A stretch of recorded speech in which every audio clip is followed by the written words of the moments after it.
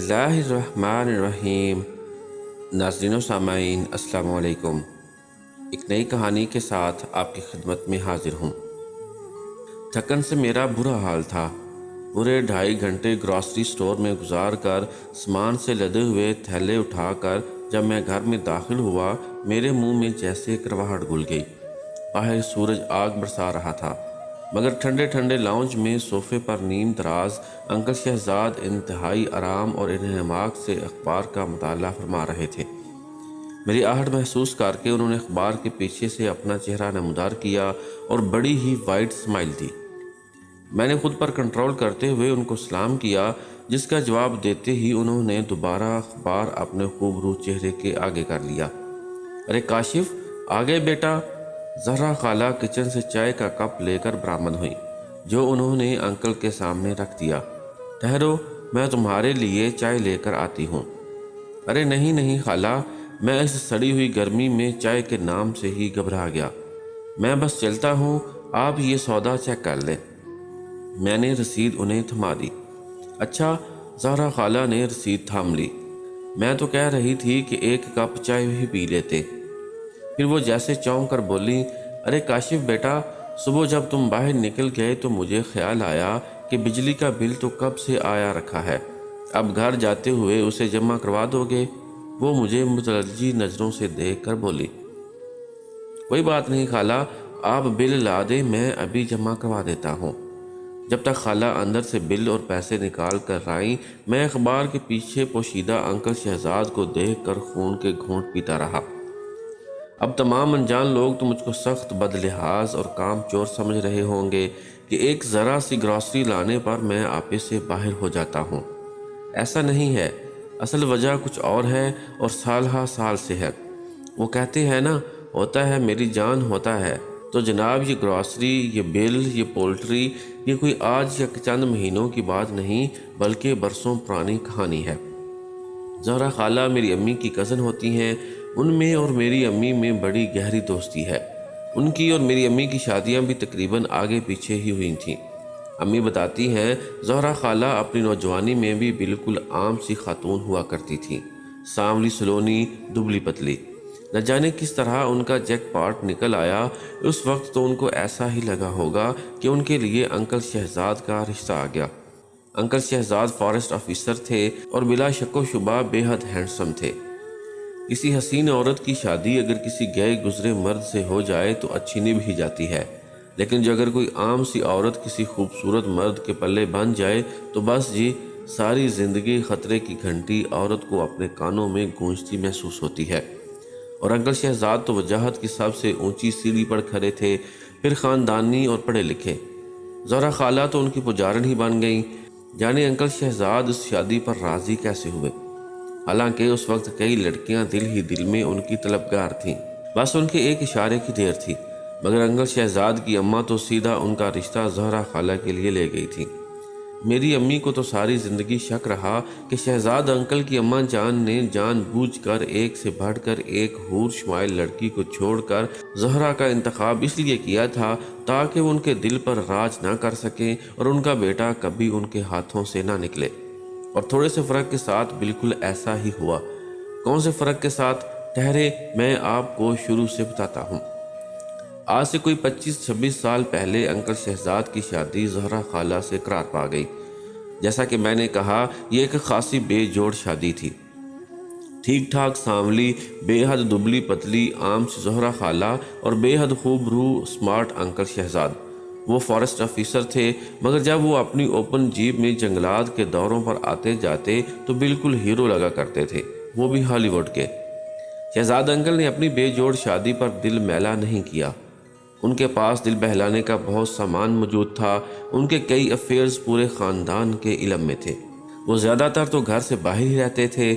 رفتہ رفتہ دوروں میں اور اضافہ ہوتا گیا اور انہوں نے جیسے گھر آنا ہی چھوڑ دیا۔ چند سالوں میں ان کے یہاں 2 بیٹیاں بھی ہو گئیں، ایمن اور سمن۔ مگر بچیوں کی پیدائش نے بھی ان کے معمولات میں کوئی فرق نہیں ڈالا۔ میں اور ان کی بڑی بیٹی ایمن تقریباً ہم عمر تھے۔ اس وقت ہم ایک ہی اسکول میں پڑھتے تھے۔ میں اور امی اکثر زہرا خالہ کی طرف چلے جاتے تھے۔ شہزاد انکل تو کبھی گھر میں ہوتے ہی نہیں تھے۔ ان کی اماں اس وقت حیات تھیں۔ اپنے ہاتھوں سے جان بوجھ کر کرائی گئی اس شادی کا سارا الزام وہ انتہائی ڈٹائی سے زہرہ خالہ پر ڈال دیتی تھیں، اور انکل شہزاد کے گھر سے لا تعلق رہنے کی وجہ زہرہ خالہ کی کم صورتی کو ٹھہراتی تھیں۔ کبھی کبھی الزامات کا رخ صرف دو بیٹیوں کی طرف مڑ جاتا، جیسے بیٹا نہ ہو سکنے کی گناہ گار صرف زہرہ خالہ ہوں۔ زہرہ خالہ بیچاری اپنے ناکردہ گناہوں پر شرمندہ رہا کرتی تھیں اور چپکے چپکے آنسو بہاتی تھی۔ کبھی کبھار جب انکل شہزاد شاید منہ کا مزہ بدلنے کو گھر تشریف لاتے تو زہرہ خالہ کو ایک کنیز سے زیادہ حیثیت کبھی نہ دیتے تھے۔ ان کا کام صرف کھانا رکھنے، کپڑے دھونے اور استری کرنے کا رہ جاتا تھا، مگر زہرہ خالہ اس پر بھی لاکھ لاکھ شکر بجا لاتی کہ کم از کم ان کے اپالو ان کی نظر کے سامنے تو ہیں، اور دیوتا کی تو صرف پوجا کی جاتی ہے، شکایت نہیں کی جاتی۔ بہرحال وقت آگے بڑھتا اور انکل شہزاد کی بے اعتنائی اور لا تعلقی باقاعدہ ناپسندیدگی میں بدلنے لگی۔ زہرہ خالہ کی ساس ببانگ دہل انکل شہزاد کی دوسری شادی کا اعلان کرنے لگی۔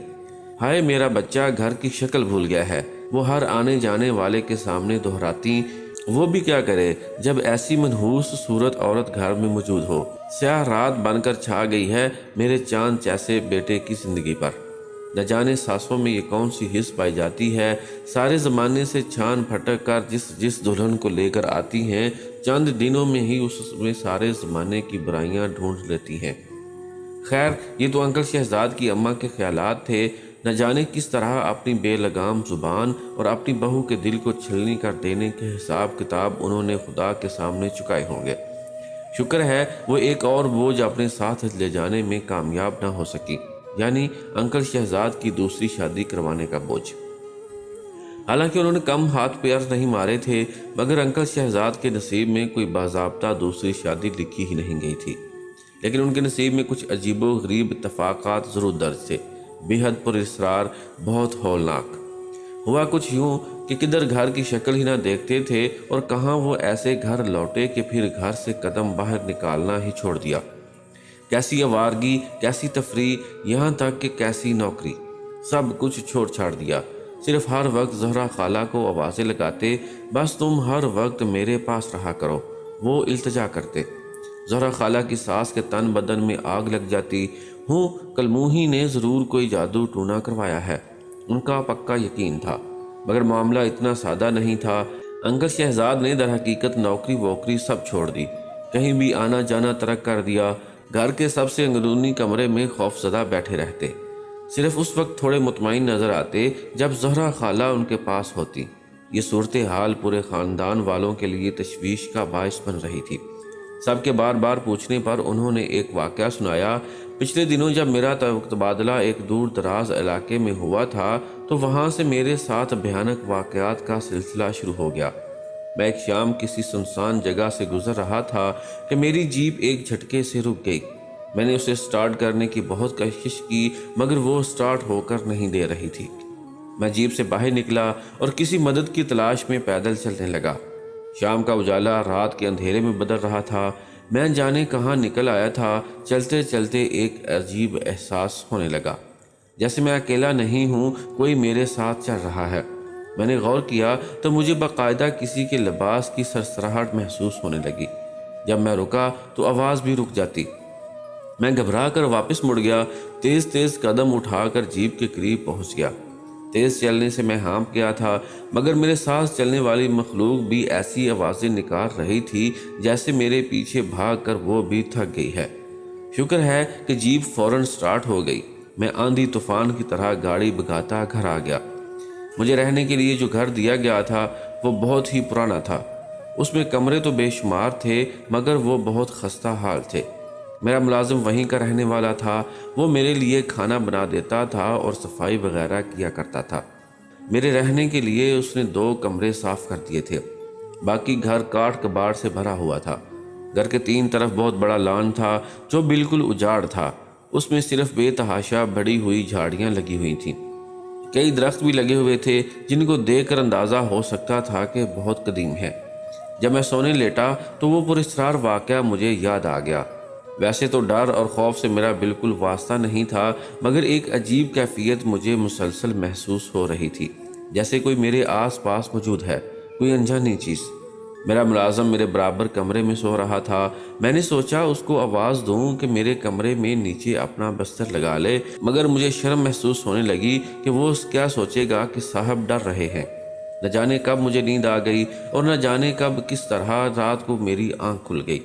कमरे में एक अजीब बू फैली हुई थी, बहुत नागवार। मैं घबरा कर उठ कर बैठ गया। अचानक मेरे कानों से एक आवाज़ टकराने लगी, एक चिड़चिड़ाहट, जैसे जैसे कोई झूला झूल रहा हो और झूला बुरी तरह जंग आलूद हो। आवाज़ रफ्ता रफ्ता तेज़ हो रही थी, इतनी तेज़ कि कमरे में धमक होने लगी। इसी तरह वो बदबू भी तेज़ हो रही थी, जैसे कुछ जल रहा हो। मुझे याद आया, ये बदबू तो शाम भी महसूस हुई थी जब मेरी जीभ बंद हो गई थी। मैं डर से कांपने लगा कि अचानक लाइट बंद हो गई। कमरे में घुप अंधेरा हो गया। शफीक, मैंने मुलाजिम को आवाज़ देने की कोशिश की, मगर मेरी आवाज़ कमरे में ही गूंज कर रह गई। हिम्मत करके मैं बिस्तर से निकला, टटोल कर खिड़की तक पहुंच गया। डरते डरते पर्दा सरकाया।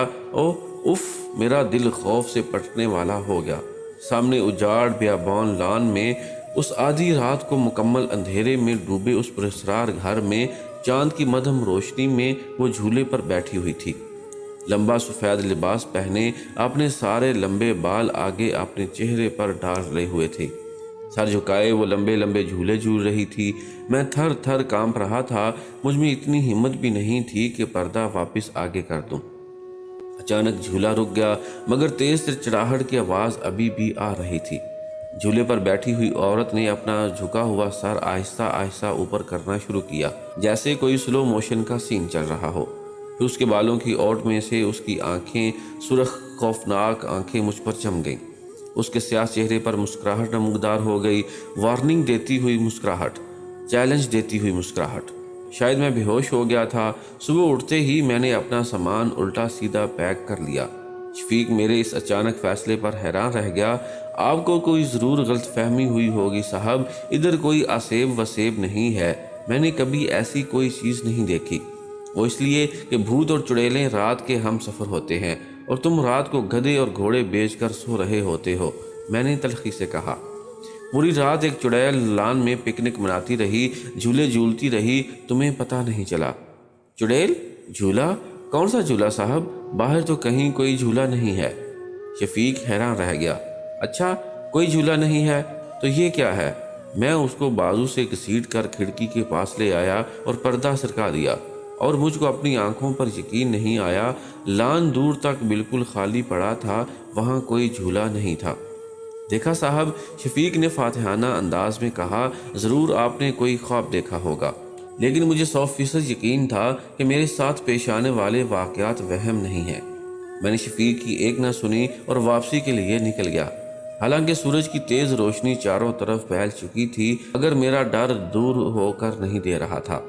बार बार वो सफ़ेद लफ्बास वाली मखलूक और वो झूला आंखों के आगे आ रहा था, और वो मंजर जब वो औरत आहिस्ता आहिस्ता सर उठा रही थी, उफ, उसका भयानक चेहरा मुझे याद आ गया और जीभ एक झटके से रुक गई। सुबह मैं जल्दी में रेडिएटर में पानी डालना भूल गया। मुझे ख्याल आया, मैंने तो सुबह जल्दी की वजह से एक कप चाय भी नहीं पी थी। मैं जीप से बाहर निकल आया, शायद कोई मदद मिल जाए। अरे ये तो वही जगह है। थोड़ी दूर चलकर मुझे याद आ गया जहाँ मैं कल भटक गया था। मुझे एकदम डर लगने लगा।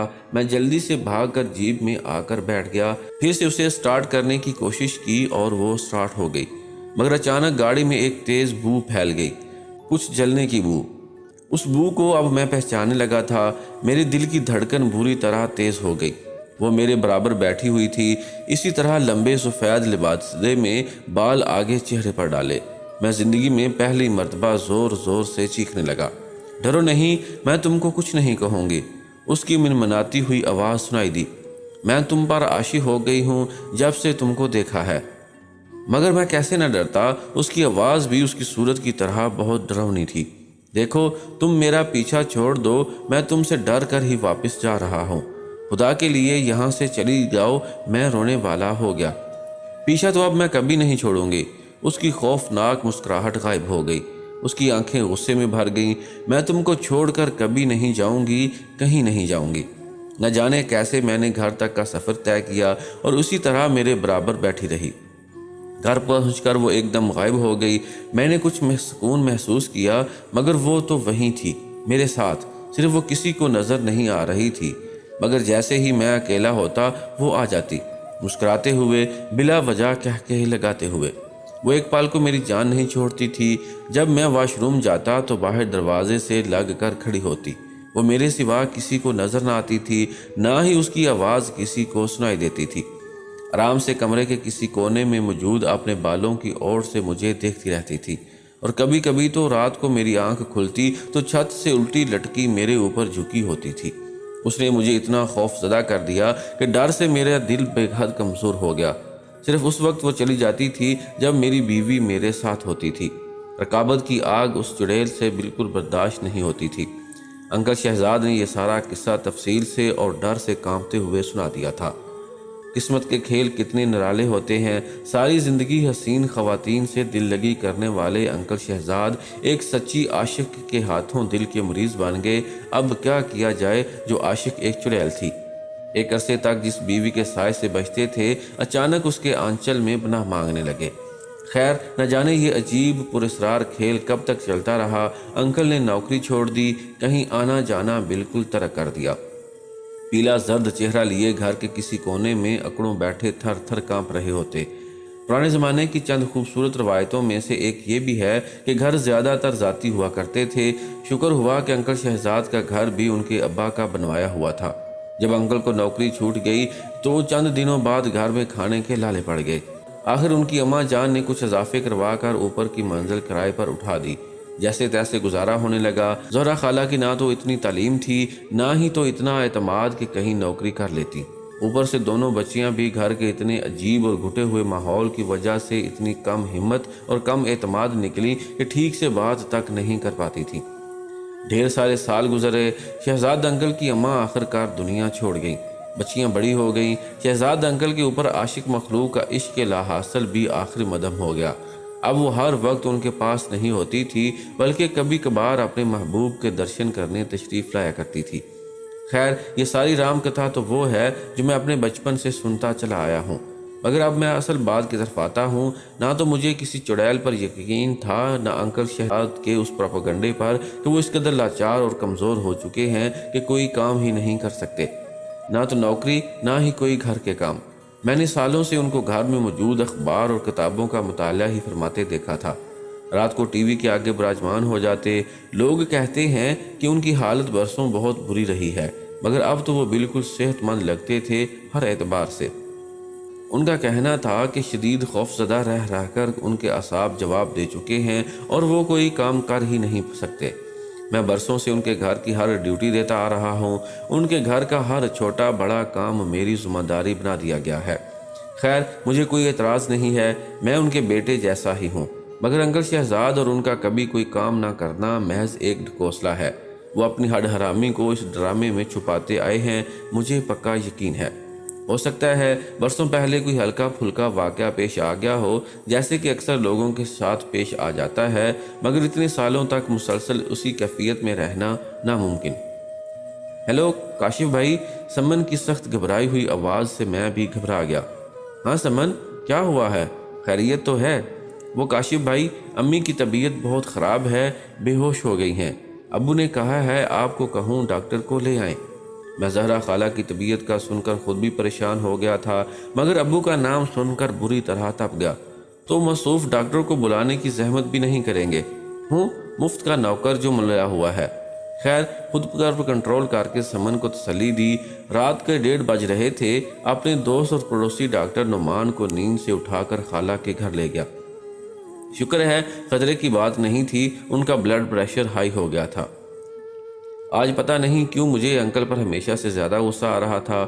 بیچاری خالہ کتنی کمزور ہو گئی تھیں، اور ایمن اور سمن ڈری سہمی زرد رنگت والی لڑکیاں، ان میں تو اتنی ہمت بھی نہیں تھی کہ بیمار ماں کو ڈاکٹر کے پاس لے جاتی، سر پر باپ کے موجود ہوتے ہوئے۔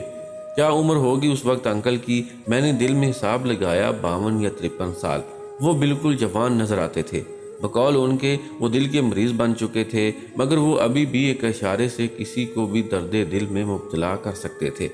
میں نے ایک زہریلی نگاہ ان پر ڈالی۔ ان کے صرف چند بال سفید ہوئے تھے، چہرے پر کوئی شکن نہیں تھی۔ میرے ساتھ بیٹھے وہ یقیناً میرے بڑے بھائی لگ رہے ہوں گے، مجھ سے کہیں زیادہ وجیح بڑے بھائی۔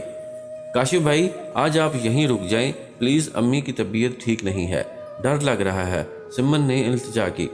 میں ویسے تو اکثر یہاں آتا جاتا رہتا تھا مگر رات کو رکنا مناسب نہیں لگ رہا تھا، مگر سمن کے پیلے پڑے چہرے کو دیکھ کر مجھے ترس آ گیا۔ چلو ٹھیک ہے، میں امی کو فون کر کے بتا دیتا ہوں۔ سمن مطمئن ہو گئی۔ میرا بستر انکل شہزاد کے کمرے میں لگا دیا گیا۔ میں نے کوفت محسوس تو کی مگر سارے دن کا تھکا ہوا تھا اور اس وقت رات کے 3 بج رہے تھے، میں لیٹتے ہی سو گیا۔ مگر رات کو اچانک میری آنکھ کھل گئی، جیسے ہوا کا تیز جھونکا میرے چہرے سے ٹکرا گیا ہو۔ ایک عجیب بو محسوس ہو رہی تھی، جیسے کچھ چل رہا ہو۔ پھر ایک آواز کمرے میں گونجنے لگی، چر چر، جیسے کوئی جھولا جھول رہا ہو، زنگ آلود جھولا۔ میں نے اٹھنے کی کوشش کی مگر میرا جسم جیسے پتھر کا بن گیا تھا۔ جھولے کی آواز تیز ہونے لگی، میں نے آنکھیں پوری کھول دی۔ کمرے میں مدھم روشنی پھیلی ہوئی تھی، اس ملگجی روشنی میں کوئی اندر داخل ہو گیا، سفید لباس میں، بال آگے ڈالے، وہ آہستہ آہستہ انکل شہزاد کی طرف بڑھ رہی تھی۔ میرا دل خوف سے پھٹنے لگا۔ وہ انکل کے قدموں میں بیٹھ گئی، ان کے پیر سہلانے لگی۔ انکل نیند میں کسمسائے، اس نے آہستہ سے اپنے منہ سے بال ہٹا دیے۔ انکل شہزاد نے ساری زندگی اس کے بھیانک چہرے کا جو نقشہ کھینچا تھا وہ تو کچھ بھی نہیں تھا، وہ تو کہیں زیادہ مکروہ تھی۔ اچانک اس کی سرخ آنکھیں مجھ سے ٹکرائیں، میں ڈر سے کانپ رہا تھا۔ وہ مسکرانے لگی، پھر مجھ پر نظر جمائے ہوئے اس نے اپنی کالی سیاہ زبان نکالی اور انکل کے قدموں پر رکھ دی۔